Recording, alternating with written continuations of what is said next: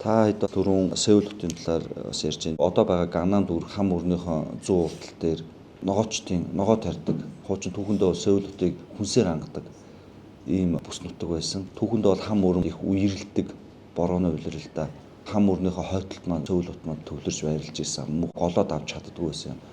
Ийм түүхтэй Пак Жинхэ ерхийлөгчийн үед том бүтээн байгуулалтууд явж ялангуяа энэ хотын төвөөс урагшаа Бусан хүртэл явсан Чингибу экспрессвей гэдэг хурдны замыг тавьж ирж дээрээс нь сонгодоо олон улсын бүс нутаг болон Инчон хэсгээр хиймэл газрыг шинээр үүсгэж буюу дэлхийн газрын зургийг өөрчилдөг цөөхөө хэдхэн одоо улсуудын нэг гэж ойлгосон. Япон бол зарим газар дээр хиймэл арал хийгээ явсан. Гэхдээ далаа дээр учраас их гүнзгий Солонгос бол их газрын зэрэг учраас бол хиймэл газрыг хийж ингэж явсан. 1970-аад онд одоогийн Инчон олон улсын нисэх худал дээр хиймэл газар хийж Сеулыг ингэж тэлж исэн юм түүхтэй мэлээ. Миний жоохон уншиж мэдснээр тийм учраас яг энэ Улаанбаатар хот маань энэ голоороо уртаа туулголтой, голоороо төмөр зам голдыг өрөө угшаа гүүрэн байгууламж нөхөн гарцууд хийж Улаанбаатар хот одоо байгаа уртлын шин нисэх хаан уул тал руугаа ингэж хөгжсөн юм түүхтэй. Тэгэхээр бид нар бол дэлхийн энэ хотуудын чиг хандлагыг 30-40 жилээр хоцроод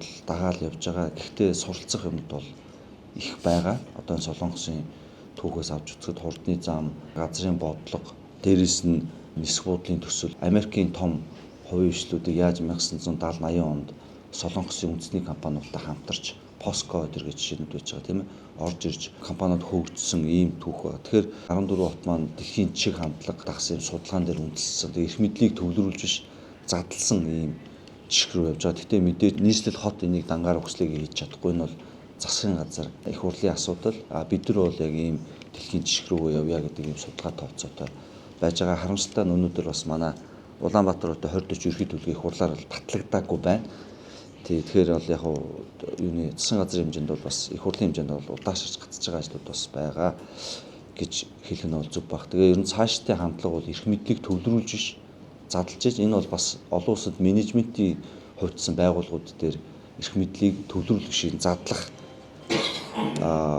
organic structure гэдэг ийм бүтэц рүү явж байгаа юм хандлага байгаа. Тэгээд тэр хандлага руугаа л явах гэсэн 14 хот болох гэсэн ийм л чиг хандлага юм да гэж хэлээ.